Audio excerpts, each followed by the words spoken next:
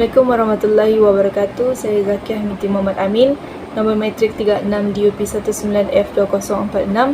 Saya telah menjalani latihan industri selama 20 minggu di Sempurna Paradise Travel and Tour. Diploma Pengurusan Pelancongan merupakan salah satu pengajian yang ditawarkan di Politeknik Tawau Sabah. Kursus ini mengambil masa 3 tahun di mana para pelajar semester 6 diwajibkan menjalani latihan industri bagi melengkapi pengajian di peringkat diploma. Pengenalan kepada organisasi Sempurna Paradise Travel and Tour. Ini merupakan logo Sempurna Paradise Travel and Tour dan mempunyai Facebook Sempurna Paradise Travel and Tour. Syarikat Sempurna Paradise merupakan sebuah agensi pelancongan ataupun perkhidmatan awam yang menyediakan perkhidmatan pelancongan kepada ramai pembekal pelancong juga, khususnya menawarkan pelbagai lagi jenis aktiviti pelancongan pada setiap destinasi yang pelancong pilih. Jadi syarikat ini mula beroperasi pada 2 Ogos 2018 yang bertempat di Maidin Lodge, Jalan Bangau-Bangau, Sempurna, Sabah. Sempurna Paradise juga turut menawarkan aktiviti tambahan seperti sea walking, transparent board, parasailing, diving dan sebagainya.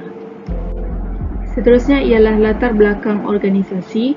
Nama syarikat Sempurna Paradise Travel and Tour, pengarah Encik Muhammad Darwis bin Farman, alamat syarikat Sempurna Paradise Travel and Tour, Maidin Lodge, Jetty Pelancongan, Jalan Bangau-Bangau.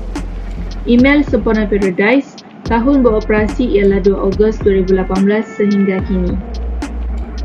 Seterusnya ialah visi Sempurna Paradise, mewujudkan perkhidmatan pelancongan yang berkualiti di Malaysia yang bertaraf dunia.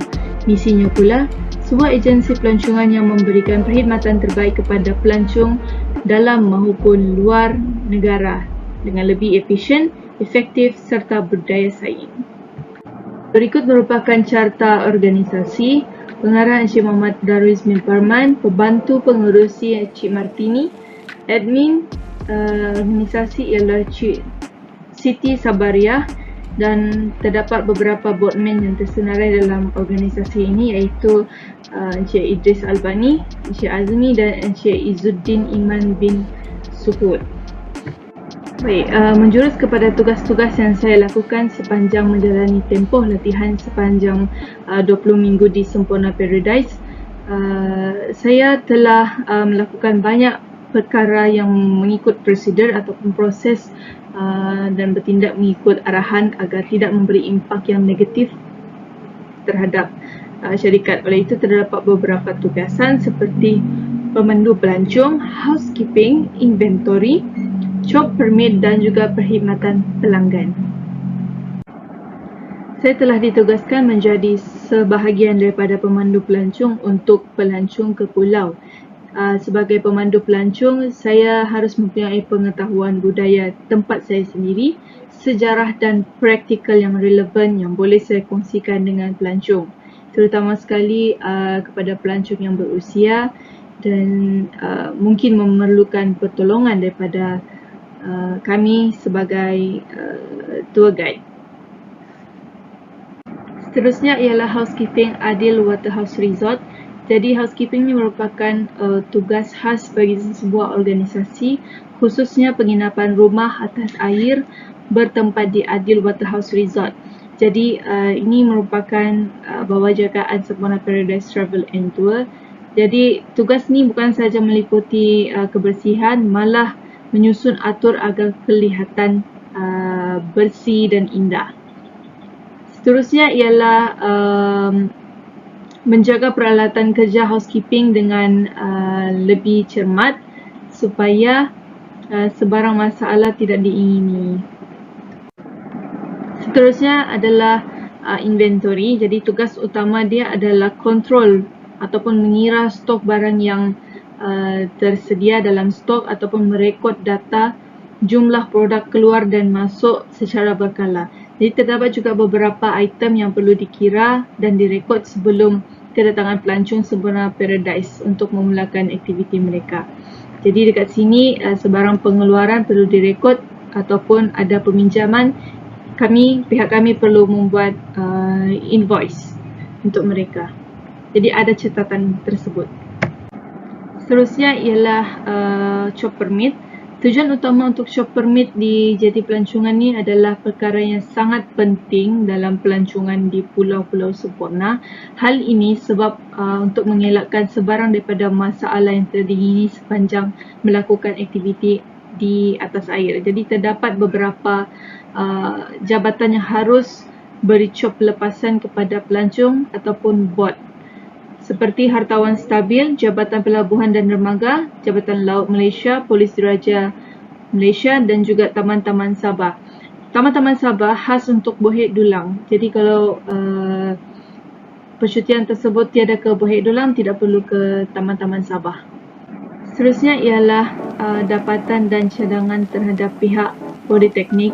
Jadi bagi pendapat saya, pengalaman bekerja di industri sangat-sangat penting dan berkualiti bagi seseorang pelajar yang bergelar pelajar politeknik untuk mempraktikkan lagi apa yang dibelajar di dalam kelas, dan impak dia sangat positif kerana sebagai contoh dalam penggunaan bahasa Inggeris, di dalam kelas kita menggunakan bahasa Inggeris dan bahasa Melayu, dan kelebihan dia menggunakan bahasa Inggeris di peringkat industri adalah khususnya untuk bidang pelancongan.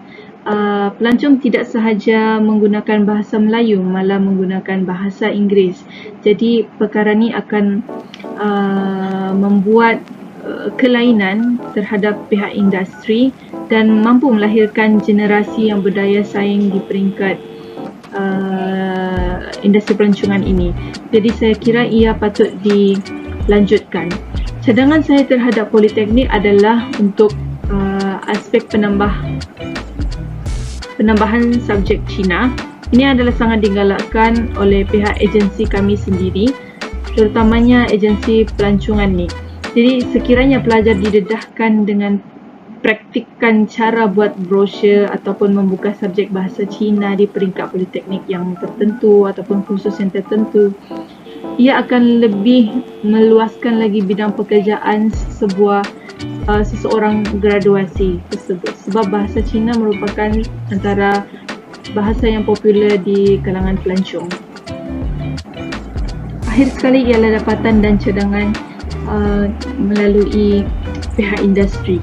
Sepanjang menjalani latihan industri di Semporna Paradise Travel and Tour, saya menyadari bahawa latihan industri ini sangat penting bagi membantu pertumbuhan dan latihan terhadap pelajar untuk industri tersebut.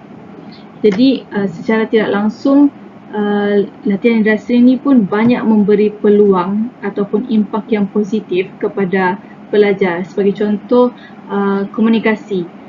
Komunikasi pelajar terhadap majikan, rakan sekerja ataupun komuniti itu sangat banyak membawa perubahan terhadap sistem pelancongan di negara kita ini khususnya.